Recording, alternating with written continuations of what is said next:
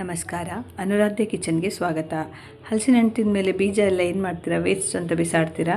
ಬಿಸಾಡ್ತಾ ಇದ್ದರೆ ಖಂಡಿತ ಹಾಗೆ ಬಿಸಾಡಬೇಡಿ, ಅದನ್ನು ಇಟ್ಕೊಂಡಿರಿ. ಅದರಿಂದ ವೆರೈಟಿ ಡಿಶಸ್ ಮಾಡ್ಬೋದು. ನೋಡಿ ಇಲ್ಲಿ ಎಷ್ಟು ಕ್ರಿಸ್ಪಿ ಆಗಿದೆ, ಕೇಳ್ತಿರ್ಬೋದಲ್ವ ನಿಮಗೆ ಸೌಂಡು. ಎಷ್ಟು ಹೊರಗಡೆಯಿಂದ ಕ್ರಿಸ್ಪಿ ಆಗಿದೆಯೋ ಒಳಗಡೆ ಅಷ್ಟೇ ಸಾಫ್ಟ್ ಆಗಿದೆ.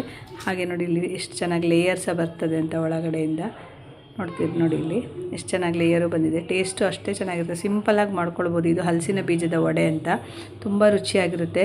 ಇದು ಸ್ಪೈಸಿ ಆಗಿರಲ್ಲ, ಮಕ್ಕಳು ಇಷ್ಟಪಡ್ತಾರೆ. ಇದಕ್ಕೆ ನೀವು ಸ್ಪೈಸಿ ಇಷ್ಟಪಡೋರು ಈ ಥರ ಒಂದು ಖಾರವಾದಂಥ ಚಟ್ನಿ ಕಾಂಬಿನೇಷನ್ ಮಾಡಿಕೊಂಡ್ರೆ ತುಂಬ ರುಚಿಯಾಗಿರುತ್ತೆ. ಸಿಂಪಲಾಗಿ ಹೇಗೆ ಮಾಡೋದು ಅಂತ ನೋಡೋಣ.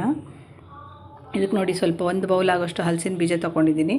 ಇಲ್ಲಿ ನೋಡಿ ಇದು ಒಂದು ವಾರದಲ್ಲ, ಹೀಗೆ ಒಂದು 4 ದಿನ ಹಿಂದಿದ್ದೆಲ್ಲ ಆದರೆ ಒಣಗಿರ್ತದಲ್ಲ, ಸ್ವಲ್ಪ ಸಿಪ್ಪೆ ಈಸಿಯಾಗಿ ತಗೊಳ್ಬೋದು ನಾವು. ನೋಡಿ ಈಸಿಯಾಗಿ ಹಿಂಗೆ ಸ್ವಲ್ಪ ಪ್ರೆಸ್ ಮಾಡಿದರೆ ಒಡೆದು ಹೋಗಿಬಿಡುತ್ತೆ. ಅಂದರೆ ನಾವೀಗ ಬೀಜ ಯೂಸ್ ಮಾಡಿ ಹಲಸಿನ ಹಣ್ಣು ತೆಗೆದ ಮೇಲೆ ಬೀಜ ಒಟ್ಟು ಮಾಡಿಟ್ಟಿರ್ತೀವಲ್ಲ, ನಾವು 4 ದಿನ ಆದಮೇಲೆ ಅದು ಬಾಡ್ದಾಗುತ್ತೆ, ಶ್ರಿಂಕ್ ಆಗಿ ಬೀಜ. ಸಿಪ್ಪೆ ಈಸಿಯಾಗಿ ಇದು ತಗೊಳ್ಳೋಕ್ಕೆ ಈಸಿ ಆಗುತ್ತೆ. ಅದೇ ನೀವೇನಾದ್ರು ಫ್ರೆಶ್ ಆಗಿ ಕಟ್ ಮಾಡಿದ್ದು, ಹಿಂದಿನ ದಿನ ಕಟ್ ಮಾಡಿದ್ದು ಅಥವಾ ಒಂದು ದಿನದ ಹಿಂದೆ ಮಾಡಿದರೆ ನೋಡಿ ಈ ಥರ ಟೈಟಾಗಿರುತ್ತೆ, ಕಟ್ ಮಾಡೋಕ್ಕೆ ತಗೊಳ್ಳೋಕ್ಕಾಗಲ್ಲ. ನೀವು ಉಗುರಲ್ಲೆಲ್ಲ ತೆಗೆಯೋಕ್ಕೆ ಹೋದರೆ ಚುಚ್ಚುತ್ತೆ, ನೋವೆಲ್ಲ ಆಗುತ್ತೆ.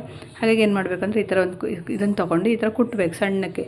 ಒಂದು ಸರಿ ಅದರ ಒಂಡೆ ಮೇಲೆ ಒಂದು ಕುಟ್ಟಿದರೆ ಅದು ಈಸಿಯಾಗಿ ಬೀಜ ಉಂಟಲ್ಲ ತಗೊಳ್ಳೋಕ್ಕೆ ಈಸಿ ಆಗುತ್ತೆ. ನೋಡಿ ಆರಾಮಾಗಿ ಹೀಗೆ ತಗೊಳ್ಬೋದು. ತಗೊಳ್ಳುವಾಗ ಸ್ವಲ್ಪ ಜಾಗ್ರತೆ ಮಾಡ್ಕೊಳ್ಳಿ, ಅದು ಉಗುರಿಗೆಲ್ಲ ಚುಚ್ಚಿದ್ರೆ ತುಂಬ ನೋವಾಗುತ್ತೆ. ಮತ್ತೊಂದು ಏನಂದರೆ ಚಿಕ್ಕ ಬೀಜ ಅದರದ್ದು ಸಿಪ್ಪೆ ಸಹ ತುಂಬ ಒಂಥರ ಪ್ಲಾಸ್ಟಿಕ್ ಥರ ಇರುತ್ತಲ್ವ, ಸೊ ಕಂಪ್ಲೀಟಾಗಿ ತಗೊಳ್ಬೇಕು. ಮಿಸ್ಸಾಗಿ ಎಲ್ಲರೂ ಒಂದು ಪೀಸ್ ಉಳಿದ್ರೆ ಸಹ ಗಂಟ್ಲಿಗೆಲ್ಲ ಸಿಕ್ಕಾಕೊಳ್ಳೋ ಚಾನ್ಸಸ್ ಜಾಸ್ತಿ ಇರುತ್ತೆ. ಹಾಗಾಗಿ ಕ್ಲೀನಾಗಿ ಬೀಜನ ನಾವು ತಗೊಳ್ಬೇಕು. ನೀವೆಷ್ಟು ವಡೆ ಮಾಡಬೇಕಂತಿದ್ದೀರಾ ಅಷ್ಟು ಬೀಜನ ನೀವು ಸಿಪ್ಪೆ ತೆಗೆದು ರೆಡಿ ಮಾಡಿ ಇಟ್ಕೊಳ್ಳಿ. ನೋಡಿ ಇಷ್ಟು ಒಂದು ಬೌಲ್ ಆಗೋಷ್ಟು ನಾನು ತೆಗೆದಿಟ್ಟಿದ್ದೀನಿ. ಚೆನ್ನಾಗಿ ಇದನ್ನು 1-2 ಸತಿ ತೊಳಿಬೇಕು. ಚೆನ್ನಾಗಿ ತೊಳೆದು ಒಂದು ಕುಕ್ಕರಿಗೆ ಹಾಕಿ ನಾವು ಇದನ್ನು ಬೇಯಿಸ್ಕೊಳ್ಬೇಕು.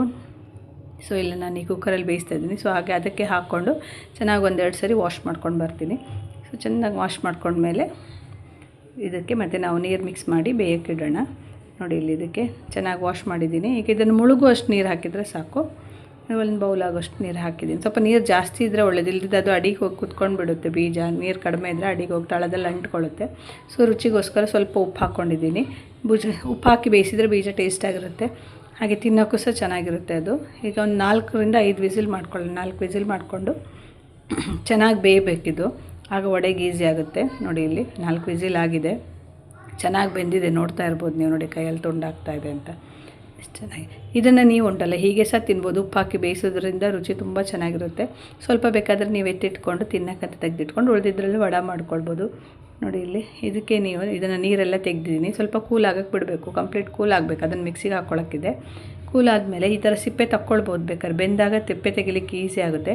ಈ ಥರ ಸಿಪ್ಪೆ ತೆಗೆದು ವಡೆ ಮಾಡ್ಕೊಳ್ಬೋದು. ಆಗ ವಡೆ ಸ್ವಲ್ಪ ಬಿಳಿ ಬರುತ್ತೆ. ಈ ಸಿಪ್ಪೆ ಸೇರಿಸಿ ಹಾಕಿದರೆ ಪ್ರಾಬ್ಲಮ್ ಏನಿಲ್ಲ, ಕಲರ್ ಸ್ವಲ್ಪ ಬ್ರೌನಿಷ್ ಬರುತ್ತೆ. ಸಿಪ್ಪೆ ಕಲರ್ ಇರೋದ್ರಿಂದ ಸ್ವಲ್ಪ ಅದರಲ್ಲಿ ವಡೆಯಲ್ಲಿ ಇದರ ಕಲರ್ ಕಾಣುತ್ತೆ, ಅಷ್ಟೇ ಬಿಟ್ಟರೆ ಮತ್ತೇನಿಲ್ಲ. ಇಲ್ಲಾಂದರೆ ನಿಮಗೆ ಟೈಮ್ ಇದೆ, ಇಂಟ್ರೆಸ್ಟ್ ಇದೆ ಅಂದರೆ ಕೂತ್ಕೊಂಡು ಇದರದ್ದೆಲ್ಲ ಸಿಪ್ಪೆ ತೆಗೆದು ಮಾಡ್ಬೋದು. ಇಲ್ಲ ನಾನು ಸಿಪ್ಪೆ ಎಲ್ಲ ತೆಗಿಯಲ್ಲ, ಹಾಗೆ ಡೈರೆಕ್ಟಾಗಿ ಹಾಕ್ತಾಯಿದ್ದೀನಿ ಮಿಕ್ಸಿಗೆ. ಕಲರಲ್ಲಿ ಸ್ವಲ್ಪ ವೇರಿಯೇಷನ್ ಬರುತ್ತೆ, ಬಿಟ್ಟರೆ ಟೇಸ್ಟ್ ಏನೂ ಇಲ್ಲ, ಚೆನ್ನಾಗೇ ಬರುತ್ತೆ. ಸೊ ಇದನ್ನು ಮಿಕ್ಸಿಗೆ ಹಾಕಿ ನಾವು ರುಬ್ಕೊಳ್ಬೇಕು. ಸ್ವಲ್ಪ ನೀರು ಹಾಕ್ಕೊಂಡು ರುಬ್ಕೊಳ್ಬೇಕು. ಈಗ ನೋಡಿ ಇಲ್ಲಿ ನಾನು ಮಿಕ್ಸಿಗೆ ಹಾಕಿದ್ದೀನಿ. ಇದಕ್ಕೆ ನಾವೇನು ಮಾಡಬೇಕು ಅಂದರೆ ಈಗ 1 ಬೌಲ್ ಆಗುವಷ್ಟು ತೆಂಗಿನ ತುರಿ ಹಾಕ್ತಾಯಿದ್ದೀನಿ. ತೆಂಗಿನ ತುರಿ ಸ್ವಲ್ಪ ಜಾಸ್ತಿ ಹಾಕ್ಕೊಳ್ಳೋದಾದರೂ ಹಾಕ್ಕೊಳ್ಬೋದು, ಟೇಸ್ಟ್ ಚೆನ್ನಾಗಿ ಬರುತ್ತೆ ತೆಂಗಿನ ತುರಿ ಹಾಕೋದ್ರಿಂದ. ಹಾಗಾಗಿ ಒಂದು ಫ್ರೆಶ್ ತೆಂಗಿನಕಾಯಿ 1 ಕಪ್ ಹಾಕಿದ್ದೀನಿ ನಾನು ಇಲ್ಲಿ. ಮತ್ತು ಸ್ವಲ್ಪ ರುಚಿಗೆ ಆಗ ಸ್ವಲ್ಪ ಬೇಳೆ ಬೇಯುವಾಗ ಸ್ವಲ್ಪ ಉಪ್ಪು ಹಾಕಿದ್ವಲ್ಲ, ಈಗ ಇನ್ನೊಂದು ಸ್ವಲ್ಪ ರುಚಿಗೆ ತಕ್ಕಷ್ಟು ಉಪ್ಪು ಹಾಕ್ಕೊಂಡು ಇದಕ್ಕೆ ಒಂದು ಅರ್ಧ ಕಪ್ಪಷ್ಟು ನೀರು ಹಾಕ್ತಾಯಿದ್ದೀನಿ ಅಷ್ಟೇ. ಈಗ ಜಾಸ್ತಿ ಹಾಕೋದಿಲ್ಲ, ನೋಡಿಕೊಂಡು ಮತ್ತು ಮಿಕ್ಸಿ ಮಾಡ್ಕೊಳ್ಳೋಕೆ ಬೇಕಾದರೆ ಮಧ್ಯದಲ್ಲಿ ಹಾಕೊಳ್ಳೋ. ಹಾಗಾದರೆ ತುಂಬ ನೀರು ಹಾಕ್ಕೊಂಡು ನೀರು ಮಾಡ್ಕೊಳ್ಬೇಡಿ. ಸ್ವಲ್ಪ ನೀರು ಹಾಕ್ಕೊಂಡು ನೋಡಿಕೊಂಡು ಈ ಥರ ಇದು ಮಾಡಿ. ಅದು ಸ್ವಲ್ಪ ಬೇಗನೆ ಇದಾಗಲ್ಲ, ಪೇಸ್ಟ್ ಆಗಲ್ಲ, ಒಂಥರ ಅಂಟು ಥರ ಬರುತ್ತಲ್ವ ಬೀಜ. ಅದಕ್ಕೆ ಸ್ವಲ್ಪ ಮಿಕ್ಸ್ ಮಾಡ್ತಾ ನೈಸಾಗಿ ನೀವು ಈ ಥರ ರುಬ್ಕೊಂಡು ಒಂದು ಪಾತ್ರೆಗೆ ಇದನ್ನು ತೆಗೆದಿಟ್ಕೊಳ್ಳಿ. ಹಾಗೆ ಇದು ನೋಡಿ ಇಲ್ಲಿ ನಾನೇನು ಮಸಾಲೆ ಏನೂ ಹಾಕಲಿಲ್ಲ, ಪ್ಲೇನಾಗಿ ವಡೆ ಮಾಡ್ತಾಯಿದ್ದೀನಿ.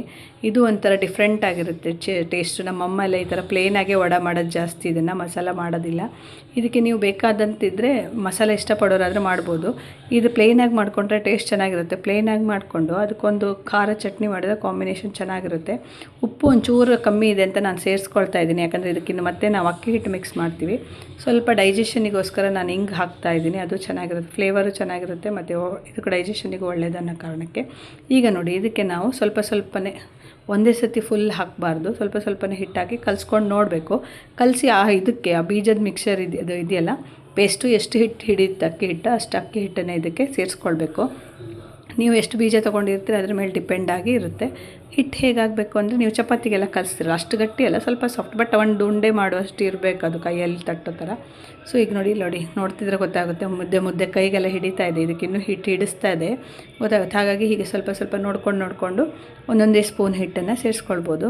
ನಿಮಗೆ ಇದಕ್ಕೆ ಏನಾದರೂ ಮಸಾಲ ವಡೆ ಮಾಡ್ಕೊಳ್ಬೇಕು ಅಂತಿದ್ದರೆ ನೀವು ಮಿಕ್ಸಿಗೆ ಹಾಕ್ತಾ ಇದ್ರಲ್ಲ ಬೀಜನ, ಕಾಯಿ ಒಟ್ಟಿಗೆ ಒಂದೆರಡು ಹಸಿಮೆಣಸು, ಒಂದು ತುಂಡು ಶುಂಠಿ ಅದನ್ನು ಮಿಕ್ಸಿಗೆ ಹಾಕಿ, ಮತ್ತು ಕರಿಬೇವು ಸೊಪ್ಪು, ಕೊತ್ತಂಬರಿ ಸೊಪ್ಪು ಅದು ಸಹ ಎಲ್ಲ ಮಿಕ್ಸಿಗೆ ಹಾಕ್ಕೊಳ್ಬೋದು. ಇಲ್ಲಾಂದರೆ ನಿಮಗೆ ಹಾಗೆ ತಿನ್ನೋಕ್ಕೆ ಇಷ್ಟ ಅಂದರೆ ಅದನ್ನೆಲ್ಲ ಚಿಕ್ಕದಾಗಿ ಹೆಚ್ಚಿ ಈ ಥರ ಹಿಟ್ಟು ಕಲಿಸ್ಕೊಳ್ಳುವಾಗ ಕರಿಬೇವು ಸೊಪ್ಪು, ಕೊತ್ತಂಬರಿ ಸೊಪ್ಪು, ಈರುಳ್ಳಿ, ಹಾಗೆ ಹಸಿ ಶುಂಠಿ, ಹಸಿಮೆಣಸು ಅದನ್ನೆಲ್ಲ ಕಟ್ ಮಾಡಿ ಹಾಕ್ಕೊಂಡು ಇದಕ್ಕೆ ಮಿಕ್ಸ್ ಮಾಡ್ಕೊಂಡು ಸಹ ಮಾಡ್ಕೊಳ್ಬೋದು. ಅದು ಸಹ ಚೆನ್ನಾಗಾಗುತ್ತೆ ಮಸಾಲ ವಡೆ. ಇಲ್ಲಿ ನಾನು ಪ್ಲೇನ್ ಮಾಡ್ತಾಯಿದ್ದೇನೆ. ಮಕ್ಕಳು ಅಂದರೆ ಪ್ಲೇನ್ ಇದ್ದರೆ ಮಕ್ಕಳು ಸಹ ತಿಂತಾರೆ, ಮಸಾಲ ಮೆಣಸೆಲ್ಲ ಸಿಕ್ಕಿದ್ರೆ ಅವರು ತಿನ್ನಲ್ಲ. ಇದು ಒಂಥರ ಡಿಫ್ರೆಂಟಾಗಿರುತ್ತೆ, ಯಾಕಂದರೆ ಇದರಲ್ಲಿ ಬೇರೆ ಏನು ಫ್ಲೇವರ್ ಇರೋಲ್ಲ, ಖಾಲಿ ಆ ಬೀಜದ್ದೇ, ಹಲಸಿನ ಬೀಜದ್ದೇ ಫ್ಲೇವರ್ ಇರುತ್ತೆ. ಅದು ಒಂಥರ ಚೆನ್ನಾಗಿರುತ್ತೆ, ಕಾಯಿ ಮತ್ತು ಹಲಸಿನ ಬೀಜದ ಫ್ಲೇವರು. ನೀವು ಮಸಾಲ ವಡೆ ಮಾಡ್ತಾಯಿದ್ರೆ ಈ ಥರ ಒಂದು ಸರಿ ಟ್ರೈ ಮಾಡಿ ನೋಡಿ. ಈ ಥರ ಗಟ್ಟಿಯಾಗಿ ಕಲಿಸಿದ ಮೇಲೆ ನೋಡಿ, ಲಾಸ್ಟಿಗೆ ಒಂದು 2 ಸ್ಪೂನ್ ಎಣ್ಣೆ ಹಾಕ್ಕೊಂಡು ಒಂಚೂರು ನೀಟಾಗಿ ಹೀಗೆ ನಾದ್ಕೊಂಡ್ರೆ ಆಯ್ತು. ಆಗ ಅದು ಕೈಗೆ ಹಿಡಿಯಲ್ಲ ಹಿಟ್ಟು, ಚೆನ್ನಾಗಿ ಉಂಡೆ ಎಲ್ಲ ಮಾಡೋಕ್ಕೆ ಬರುತ್ತೆ. ನೋಡಿ ಇಷ್ಟು ಗಟ್ಟಿ ಇದ್ದರೆ ಸಾಕು, ಸಾಫ್ಟ್ ಆಗಿದೆ ನೋಡಿ. ಇನ್ನೂ ತುಂಬ ಸಾಫ್ಟ್ ಆದರೆ ಏನಾಗುತ್ತೆ ಅಂದರೆ ಅದು ಎಣ್ಣೆ ಎಳೆಯೋಕ್ಕೆ ಶುರು ಆಗುತ್ತೆ. ಹಾಗಾಗಿ ನೋಡಿಕೊಂಡು ಅಕ್ಕಿ ಹಿಟ್ಟು ಸೇರಿಸ್ಕೊಳ್ಳಿ. ಈ ಥರ ನೋಡಿ, ಈ ಥರ ಮಾಡಿ ಇಡೋದೆಲ್ಲ ಏನೂ ಬೇಡ, ಇದು ಇನ್ಸ್ಟೆಂಟಾಗಿ ಕಲಿಸಿದ ತಕ್ಷಣವೇ ಸೀದಾ ಮಾಡಲೇದು. ಕೈಗೆ ಒಂಚೂರು ಎಣ್ಣೆ ಹಚ್ಕೊಳ್ಳಿ. ಎಣ್ಣೆ ಹಚ್ಕೊಂಡ್ಮೇಲೆ ನೀವು ಎಷ್ಟು ದೊಡ್ಡ ವಡೆ ಬೇಕು ನಿಮಗೆ ಆ ಥರ ಮಾಡ್ಕೊಳ್ಳಿ. ಆದರೆ ತುಂಬ ದೊಡ್ಡದು ಮಾಡಿದರೆ ಏನಾಗುತ್ತೆ, ಚೆನ್ನಾಗಿ ಉಬ್ಬಿ ಬರಲ್ಲ, ಅದು ಮಧ್ಯೆ ಒಡ್ಕೊಂಡು ಬಿಡುತ್ತೆ. ಹಾಗಾಗಿ ನಾನು ಇಷ್ಟೇ ಚಿಕ್ಕದು ಮಾಡ್ತಾಯಿದ್ದೀನಿ. ಮತ್ತು ನಾನು ಚಿಕ್ಕ ಬಾಣಲೆಯಲ್ಲಿ ಎಣ್ಣೆ ಇಟ್ಟಿದ್ದೀನಿ. ನಿಮ್ಮ ಬಾಣಲೆ ದೊಡ್ಡದಿದ್ದರೆ ಬೇಕಾದ್ರೆ ಸ್ವಲ್ಪ ಸೈಜಲ್ಲಿ ದೊಡ್ಡದು ಮಾಡ್ಕೊಳ್ಬೋದು. ಈ ಥರ ನೋಡಿ, ಅದನ್ನು ಉಂಡೆನ ಈ ಥರ ಪೇಪರಲ್ಲಿ ಪ್ಲಾಸ್ಟಿಕ್ ಮೇಲಾಗಿರ್ಬೋದು ಅಥವಾ ಬಾಳೆ ಎಲೆ ಇದ್ದರೆ ಅದ್ರ ಮೇಲೆ ಇಟ್ಟು ಈ ಥರ ಸ್ವಲ್ಪ ಎಣ್ಣೆ ಹಚ್ಕೊಂಡು ಈ ಥರ ನೋಡಿ ನಿಧಾನಕ್ಕೆ ಮಾಡಬೇಕು. ಸಾಫ್ಟಾಗಿರುತ್ತಲ್ಲ, ತುಂಬ ಪ್ರೆಷರ್ ಹಾಕಿ ಒತ್ತಬಾರ್ದು, ಅದಕ್ಕೆ ಅಂಟ್ಕೊಳ್ಳುತ್ತೆ. ಲೈಟಾಗಿ ತೆಳು ಮಾಡ್ಕೊಳ್ಬೇಕು. ಹಾಗಾಗಿ ತುಂಬ ತೆಳು ಮಾಡಿದ್ರು ಕುರುಮ್ ಅಂತಾರಲ್ಲ ಆ ಥರ ಕುಟು ಅಂತದೆ. ಸ್ವಲ್ಪ ಸಾಫ್ಟಾಗಿ ಗರಿ ಆಗಿರಬೇಕು ಅಂದರೆ ಮೀಡಿಯಮ್ ಆಗಿ ನೀವು ಒತ್ಕೊಳ್ಬೇಕು.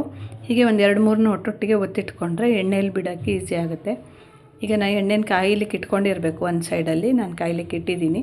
ಸೊ ಈ ಥರ ನೀಟಾಗಿ ಒಂದಿಷ್ಟು ಹದ ಸಾಕು, ಸರಿ ಆಗುತ್ತೆ. ತಿಕ್ನೆಸ್ ನೋಡಿಕೊಂಡು ನೋಡಿ, ಈ ಥರ ಕಾದಿರೋ ಎಣ್ಣೆಗೆ ಬಿಟ್ಕೊಂಡ್ರೆ ಹಾಕಿದ ತಕ್ಷಣ ಇದು ಮಾಡೋಕ್ಕೆ ಹೋಗ್ಬೇಡಿ, ಸಾಫ್ಟ್ ಇದೆಯಲ್ಲ ಸ್ವಲ್ಪ ನೋಡಿ ಅದರಷ್ಟಕ್ಕೆ ಅದು ಉಬ್ಕೊಳ್ತಾ ಇದೆ ನೋಡಿ, ಪೂರಿ ಥರ.